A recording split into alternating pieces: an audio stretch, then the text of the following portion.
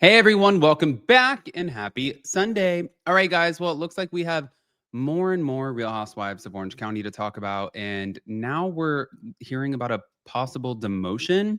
I want to break into all of this, but also, too, Emily Simpson and her husband are now being victims of this clickbait shit that I don't know what Kim Zolciak is doing. It's just kind of wild to me, but I'm also like, why are you doing that? Like, for what purpose? Oh, because it pays the bills. Okay. At the detriment of somebody's marriage. Okay. Like, if you're gonna talk about something, at least talk about it once it comes out in the headlines and then share it, not just like, "Oh, it's the end of an era." We're gonna talk about it. Smash the like button, show some love, and let's jump right in.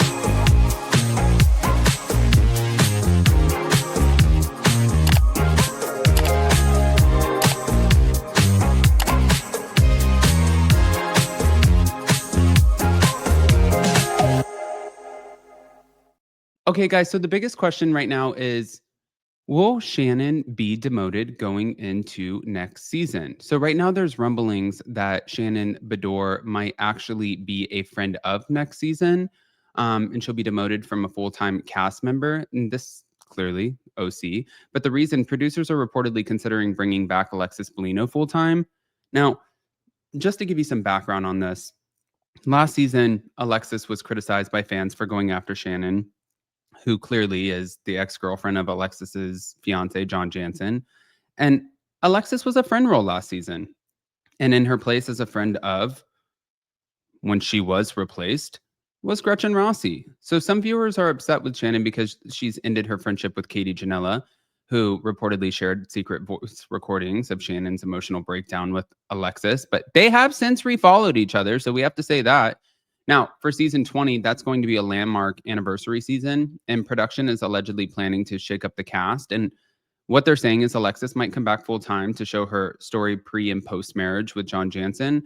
And the full time cast, as what they're guessing, would be Tamara, Heather, Gina, Emily, Jen, and possibly Alexis. And Gretchen Rossi might also return in a friend of capacity if she ends the season on a decent note, which we've already heard about the finale. And the finale, we're hearing that there are going to be tweets and posts that are going to resurface that have this hateful rhetoric behind them. But we're also hearing that Gretchen is going to completely deny any of these. So I don't know. I don't know how it's going to end with her. I think the reunion is going to be very, very telling at the end of the day. But there is a possibility that Shannon's asked back as a friend of, or that they move ahead without her if she declines. And they're expected to include OG cast members for the reunion, like Vicky Gumbelson and Gina and Joe and Lori. That could happen. Maybe just like cameos. We don't know. But as of right now, there's no plans to end the OC franchise after season 20, despite some of the rumors. Season 20, that's like iconic. I I would hope that they would bring Vicky back in some capacity. I know Vicky has said, "I'm not gonna return in a friend of role because it sort of I feel like that cheapens me and it's not really, praising what my worth is to this show." Vicky stands on the fact that she built this show. So if she feels that way, it'll be interesting to see if she still maneuvers if presented with the opportunity. And I don't blame her because Brandi Glanville, when she went on the Real Housewives of Beverly Hills and she dropped the tea about Denise Richards and this alleged affair, she really thought she was going to get back on the show. And it was the biggest storyline of that season. But once she came on, once she dropped the bombs, they didn't need to pay her. It's like, and I'm not comparing Brandy to a cow, but it's one of those, why buy the cow when you get the milk for free? Like, it doesn't make sense. Why would you pay her if she's already given you the biggest bombshell? And now you guys can run with it and you can save on the budget because at the end of the day, it's still a fucking business. But moving on. Emily Simpson also addressed a post by Kim Zolciak that suggested that Emily and her husband Shane that they'd split. So this was the post, and somebody said, "I just saw a post that you released a statement on you and Shane splitting," and she said, "This is fake." That would piss me off. Honestly, that would piss me off. And,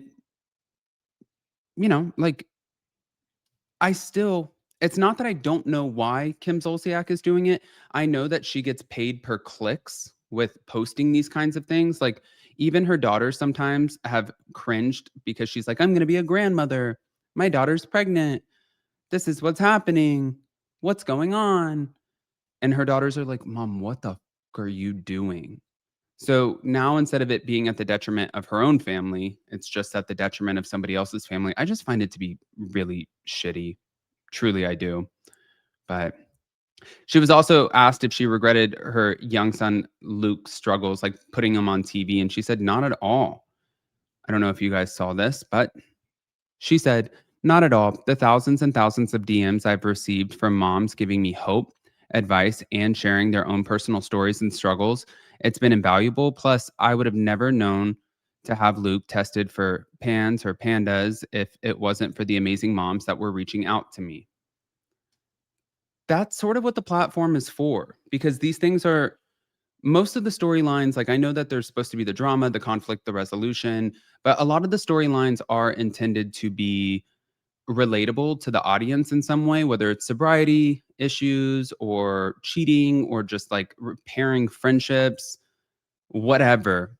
It's supposed to appeal to the audience in some way.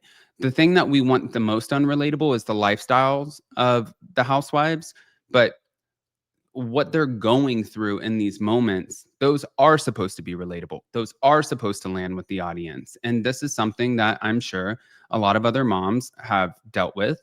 And I'm sure that, they can relate to. That's the job. But moving on, moving on. So I don't know if you guys saw this. Um, she has a new podcast with Shane. It's called Legally Brunette. And some asked her whether it's caused stress on their marriage. And she said it's actually enhanced their marriage. And she believes many people enjoy the podcast because it shows the authentic banter between a married couple.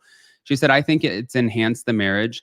I believe so many people love the podcast because they enjoy the authentic banter of a married couple discussing legal topics and true crime in a fun, informed, and witty way. And I truly enjoy these discussions with Shane.